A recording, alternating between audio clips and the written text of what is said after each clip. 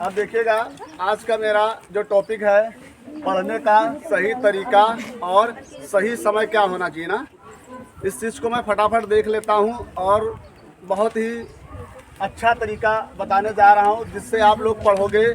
जैसे कभी देखा होगा बच्चों की समस्याएं सबसे ज़्यादा होती है कि जो लोग पढ़ते हैं वो भूल जाते हैं कुछ समय के बाद और उनके दिमाग में काफ़ी समय तक वो बात रुकती नहीं है। तो रुकने का कारण यही होता है कि जो हमारा पढ़ाई का तरीका होता है वो कुछ गलत तरीके होते हैं, जिसकी वजह से हमारे दिमाग में पढ़ाई काफ़ी समय तक रुक नहीं पाती है और हमारा पढ़ने में मन भी नहीं लगता है ना। तो पहले बात देखिए, पढ़ने का सही तरीका क्या होता है कि हम लोग जब किताब को पढ़ते हैं, देखा होगा कि अगर पहला लेसन पढ़ाया गया और दूसरा लेसन पढ़ाया गया, फिर तीसरा लेसन पढ़ाया गया, पहला और दूसरा लेसन पढ़ने के बाद जो लेसन मुझे बाद में पढ़ाया था तीसरा लेसन, तो हम लोग क्या करते हैं, तीसरा लेसन पढ़ते हैं, बाकी पीछे के दो लेसन हम लोग काफ़ी लंबे समय तक छोड़ देते हैं और उसका अध्ययन भी नहीं करते हैं। जिस चीज़ का अगर हम अध्ययन नहीं करेंगे बराबर तो क्या होता है, वो चीज़ हमारे दिमाग में कभी रुकी नहीं सकती। अगर हम उसको 2, 4, 10 बार अध्ययन कर लेते हैं तो हमारे दिमाग में काफ़ी लंबे समय तक वो रुकी रहती है। अब देखिएगा पढ़ने का तरीका क्या होता है।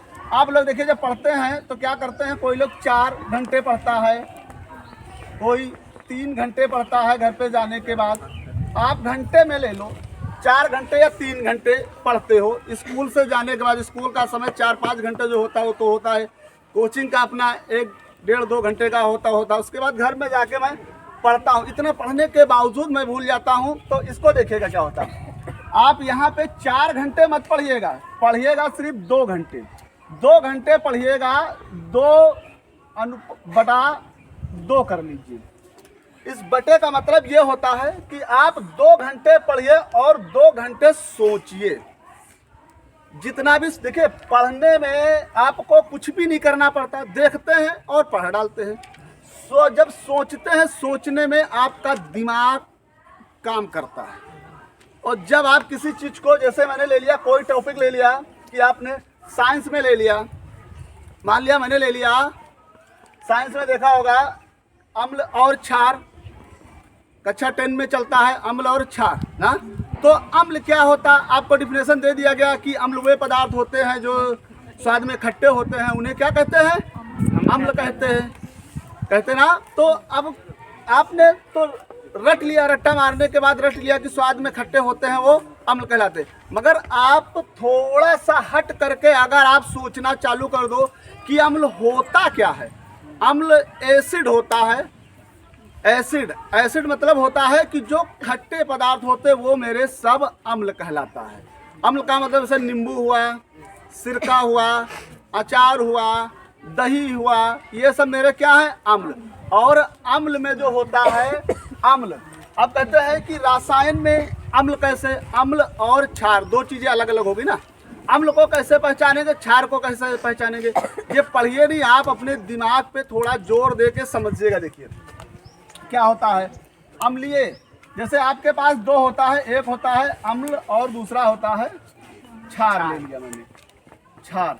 अब देखिए अम्ल की क्या पहचान होता है, ये H+ आयन से व्यक्त करते हैं और इसको OH- से व्यक्त करते हैं ना। तो अब आप इसको जब समझिएगा कि H आयन OH आयन ये क्या चीज होती है, तभी आपको पढ़ाई अच्छे से समझ में आएगी। कि आपको अंग्रेजी में कोई दे दिया गया रासायनिक नाम, अब बताना है ये अम्ल है या क्षार है, समझ गए ना। तो इसको जब आप अच्छे से पढ़ोगे, अध्ययन करोगे, सोचोगे, मैंने क्या बताया कि 2 घंटा पढ़िएगा और 2 घंटा सोचिएगा, तभी आपको समझ में आएगा। जैसे कहा H+ अम्ल है और OH- क्षार है। अब जैसे मैंने कह दिया NaOH, अब ये तुमको दिया है NaOH, अब मैं दे दूं यहाँ पे, अब जैसे HCl।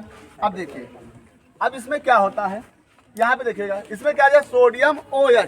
जब OH का प्रयोग हुआ तो क्या हो जाएगा, क्षार, ये क्या कहलाएगा? क्षार कहलाएगा। और जब HCl का होगा, H+ आयन होगा तो ये अम्ल होगा। तो अम्ल तुम्हारा खट्टा, यानी इसको अब डायग्राम से समझते काफी समय लग जाएगा ना।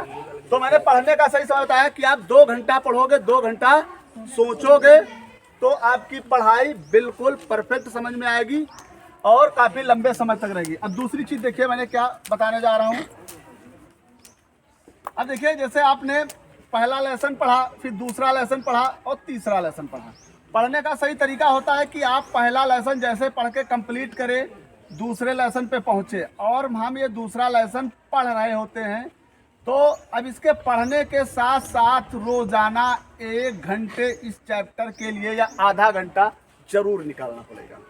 मैंने ये चैप्टर पढ़ रहा हूँ, ये भी चैप्टर आपको खोल के एक बार जरूर देखना पड़ेगा इन चैप्टरों के साथ साथ में। जब आपके ये दोनों चैप्टर क्लियर हो जाएं और ये चैप्टर हम पढ़ रहे हैं तो इस चैप्टर के पढ़ने के साथ साथ इन दोनों चैप्टरों का अध्ययन भी बराबर जारी रखना होगा। अगर इसके लिए आप 1 घंटा देते हो तो इन दोनों के लिए आप 15-15 मिनट दीजिए, आधे घंटे बहुत है। फिर इसके बाद 3 चैप्टर कंप्लीट होने के बाद अब आपका आता है चौथा लेसन। अब क्या करेंगे, जब चौथा लेसन पढ़ते हैं तो इन तीनों का भी अध्ययन हम करते रहेंगे। जब अध्ययन करते रहेंगे चौथे लेसन के साथ साथ में, तो अब देखिए क्या होता है। इसको मैंने पहले 1 बार पढ़ा, जब मैंने दूसरा लेसन पढ़ा तब भी इसको पढ़ा, तो यानी ये कितनी बार हो गया? 2 बार हो गया ना। अब मैं तीसरा लेसन पढ़ा, अब देखिए जब मैं दूसरा लेसन पढ़ा तो ये कितनी बार हो गया? 2 बार हो गया और ये 1 बार हुआ। जब मैं तीसरा लेसन पढ़ा तो इनका भी अध्ययन करूंगा तो ये तीसरी बार हो गया, ये 2 बार हो गया, ये 1 बार हो गया। जब मैं चौथे लेसन का अध्ययन करूंगा तो ये देखिए ये कितनी बार हो गया? 4 बार हो गया, ये 3 बार हो गया, ये 2 बार हो गया, ये 1 बार हो गया। जब 5वें लेसन का अध्ययन करूंगा फिर मैं इनको पढ़ूंगा तो ये भी हो जाएगा, ये भी, और ये 3 बार, ये 2 बार, ये 1 बार। अब आप सोचिए कि इसके साथ साथ पढ़ने के बावजूद ये मेरा कितनी बार अध्ययन हुआ? 5 बार। जो मैं 5 बार जिस चीज का रिवीजन करूंगा वो दिमाग में हमारे हमेशा के लिए बैठ जाएगी, समझ गए ना। फिर इसी तरीके से ये पढ़ने का होता है। और पढ़ाई का समय होता है जब आप बिल्कुल एकांत में पढ़िएगा बैठ करके। जब घर के सारे लोग सो जाएं आपके, तब आप पढ़ना उठ के चालू कर दीजिए। जब कोई बोलने वाला नहीं होता तो मेरा सारा माइंड जिस चीज़ पे हम अध्ययन कर रहे होते हैं उसी पे हमारा सारा माइंड फोकस करता है और वो चीज़ हमारे आराम से समझ में आती है।